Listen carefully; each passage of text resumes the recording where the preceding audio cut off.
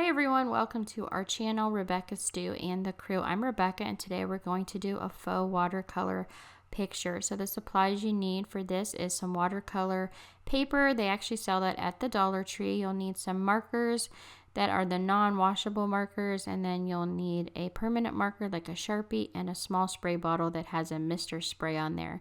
You're also going to need some paper towels for blotting and a bag large enough to fit over your design, some crafter's tape to help hold down your picture while it dries, some printer paper to print your pictures on, and a pencil to trace those, as well as a craft stick to help transfer your image, and then some kind of saying or picture of your choice. I actually chose this one from a calendar I purchased at the Dollar Tree. So let's get crafty. So the first thing I'm going to do is show you guys how to make a transfer. So if you don't know how to print in mirror, you can just copy a saying over, print it out and put it on a window and then trace over it with a pencil on the back to make a mirror image. That way when you flip it over, it will be the right side if you're doing like an inspirational saying or something like that. But all you want to do is trace it with a pencil. For the sake of the video, I'm using a charcoal pencil here just so I could go a little quicker, but a regular lead pencil works just the same. You'll just have to rub a little bit harder. As you see here, I don't have to rub very hard to transfer this image onto the paper.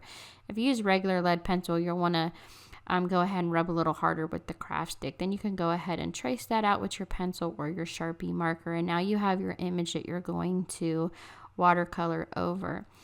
I chose these sayings. The writing was a little bit thin when I finished it, so I did want to fill in some of these lines to make them thicker. And just remember that if you add too much water, the black marker will run a little bit. So then I just used another heart. I used 2 heart pictures to go with the heart saying that I picked out, and now we're going to go ahead and practice. So what you're going to do is take your plastic bag, cut it open, and then color with your marker in colors that coordinate together. So you don't want to put colors together that would turn brown. You want them to be able to be complementary colors, like the blue and purple will turn into like blue violet and things like that. So be conscious of what colors you put next to each other. Spray it with a little bit of water till some water bubbles form. Flip that bag over and then just rub that water around and get your image onto the watercolor paper. Now go ahead and dab those little excess bits of water and you have your faux watercolor. So you don't really have to know how to paint, you just have to know how to scribble, which is what's make this great. So now paint, go ahead and tape your image down so it'll stay in place. Plus the water makes the paper want to curl up just a little bit, so while it dries, it helps hold it flat. So go ahead and color over your image, which is nice with the plastic bag. You can see your image, so you know exactly where to put your colors at and where you're going to want those to be.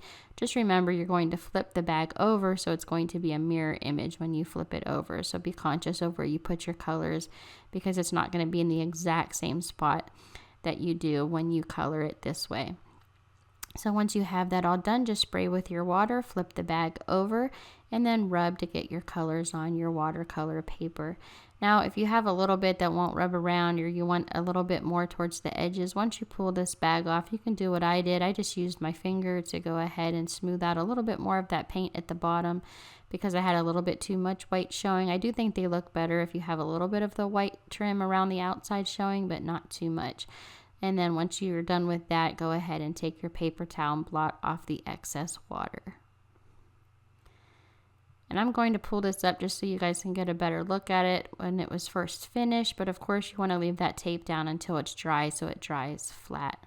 And here are the other 2 that I made. I thought they turned out really cute. I'm not really good at watercoloring, so I had a lot of fun playing with this. And I hope you guys enjoyed this video. Thank you so much for watching. Please subscribe. And here are some other videos from our channel you might also enjoy. Have a great week.